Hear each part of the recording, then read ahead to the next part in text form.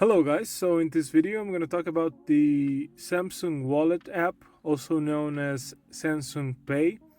So this application has a whole bunch of features related to payments, so you can add your credit cards and use the application for payments.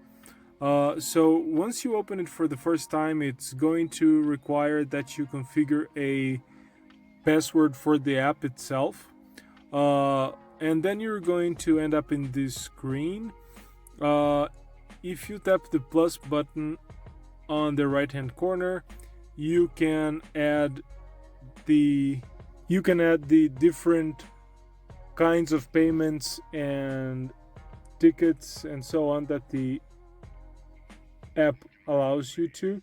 So to add a payment card, for example, just tap payment cards, and then it's going to allow you to either take a picture of the card or type in the information yourself, and you can add the card this way. Another important aspect of the app is that you should make sure that your NFC is enabled.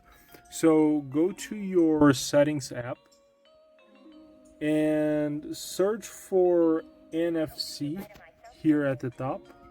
And if you tap it, you're going to get to this screen here, and make sure you tap it again and tap contactless payments here at the bottom. And make sure that Samsung Pay is the app that is set by default. Otherwise, it's going to use another one of your apps. In my case, I have Google Pay as well. So make sure you have Samsung Pay selected. So that's it for this video. Make sure you leave it a thumbs up, subscribe, and see you in the next one.